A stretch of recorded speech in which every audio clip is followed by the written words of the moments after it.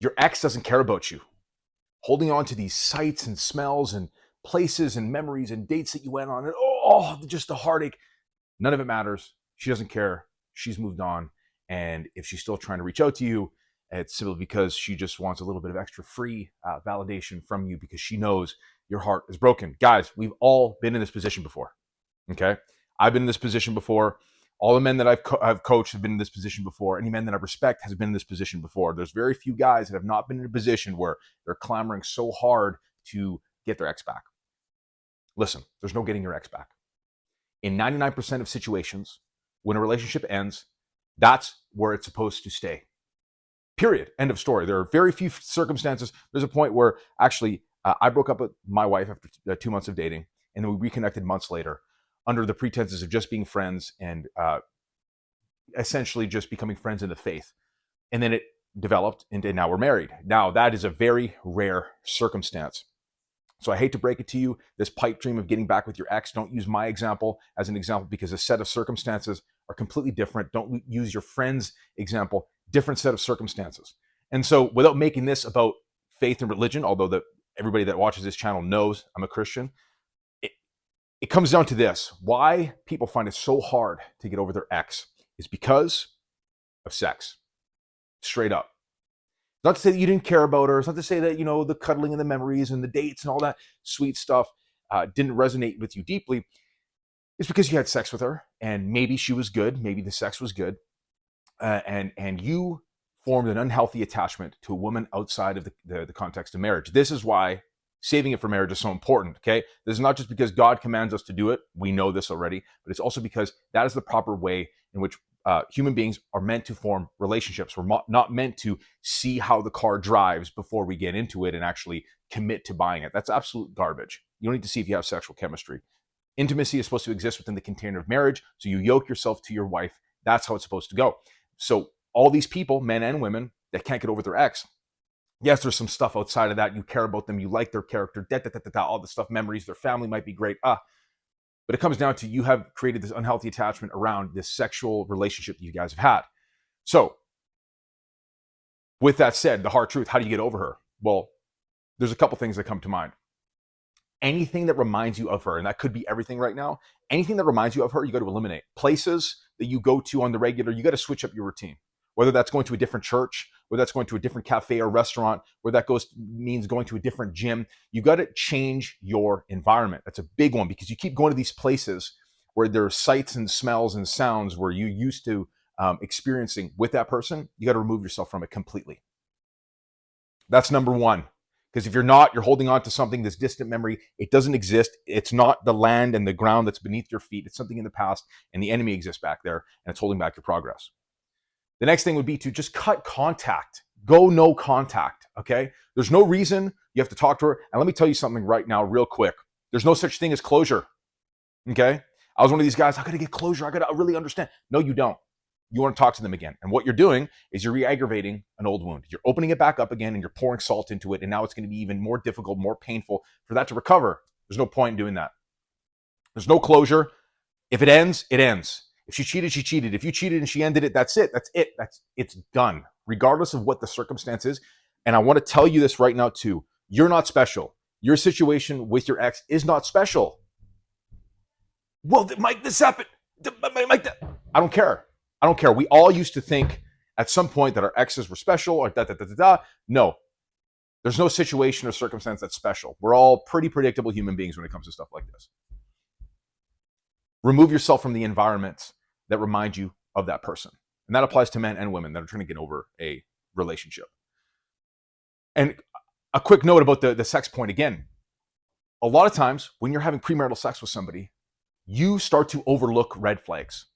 You start to make a hoe into a housewife. We can't make a hoe into a housewife, sorry. And the same thing, whatever the comparison analogy is for men. You are overlooking red flags because she's good in bed. You're overlooking red flags because you've yoked yourself emotionally and spiritually through premarital sex, premarital intimacy. So you're overlooking these things. This is why it's so essential during the courtship process. If you want to weed out if she's a long-term prospect, if you can see her mothering your children and nurturing your home as a wife, do not have sex with her because you'll be able to see her for who she is and what she is. Because if you get in bed with her, then you'll start to overlook things and you'll make red flags, green flags, and you'll make concessions where you never would have otherwise made concessions. That's the fact. So with that said, change your environment and go no contact. Go no contact. There's no closure that exists. Stop following them on social media. Block them if you need to. It doesn't matter if, but my ego, I don't want them to think that. Listen, bro, she already knows you're groveling over her. And even if she does or she doesn't, it does not matter. It doesn't matter. You don't need to pay attention to what she's doing. You don't need to watch her stories. Okay? Delete, block, forget. Learn. What did you do wrong in that relationship? Take those learning lessons, apply it to the next one. Don't have sex with the next one. See her for what she is. If you really care about having a real relationship, this is what you'll do. In addition to that, change your environment to get over her. Different gym, different restaurant, different place, whatever. If that means changing out your cologne because she bought it for you, anything that she got you, if that is just such a profound memory to you and it's allowing you to hold on to it or it's making you hold on to it, get rid of that too. None of it matters because she's gone.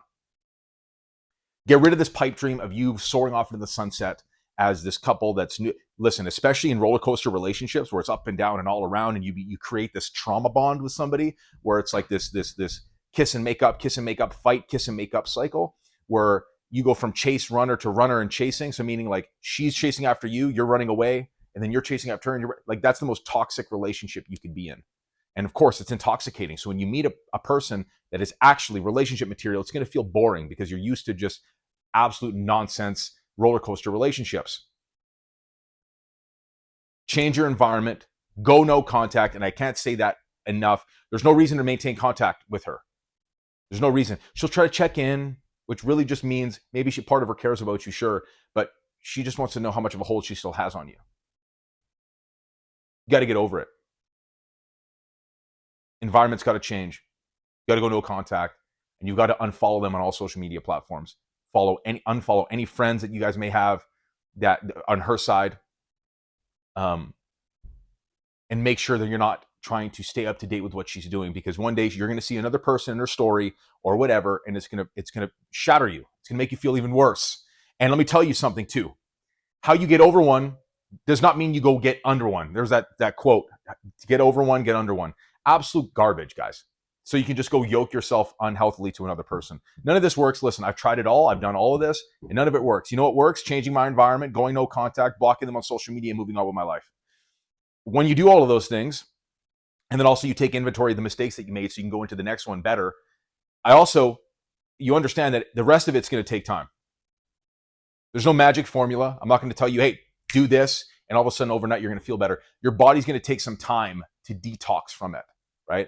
Because in a lot of ways, you're like an addict. You're used to this drug, this dopamine, this serotonin, this oxytocin, the sex and all that stuff that you guys would do together. And now your body has to get rid of that. There's a detoxification process that has to happen. So again, and I'm going to repeat myself over and over again, changing environment, going no contact, blocking them on social media, and moving on with your life. And instead, taking that negative energy and trying to channel it into something positive. And what I mean by that is channel it into your fitness, your business, your work, anything that you have been slacking upon. Because a lot of guys, when they get into relationships, they get lazy. They stop chasing excellence because they're getting premarital sex. They're enjoying all of this oxytocin, serotonin, and dopamine they're getting from this relationship, and it doesn't serve them because they get off track, they get off mission. So take all of that stuff, take everything that I applied, and then channel it into your physique, your physical strength, your fitness, your business, your work. Get your money up, get your bag up, do something positive. The rest of it is going to be filled with just time. Time is going to do the rest. That's it. Your situation is not unique. Your situation is not special.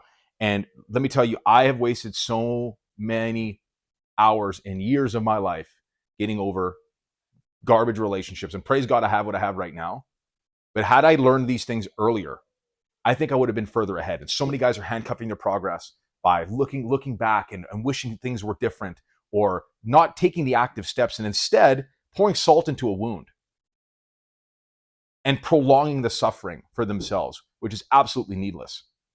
So you've taken all that stuff, you understand the no contact, the environment piece, the social media piece, all of that, and then understand the big piece of this too is with the next person, don't get them in bed before marriage so you can see them for who they really are. If you really care about a relationship, if you really care about going the distance, and let me tell you too, sex within marriage is better anyways. So you might as well wait. And you might as well wait because making that decision is the most critical decision of your life, who you yoke yourself with and who you get married to. Getting over your ex is not complicated. It's all of these steps, channeling that suffering into something more positive, and then just letting time do the rest and understanding that your situation is not special. So if you need further help on this, I also offer mentorship and coaching. I'll leave that link below. Don't forget to like, comment, subscribe, and I'll catch you in the next one.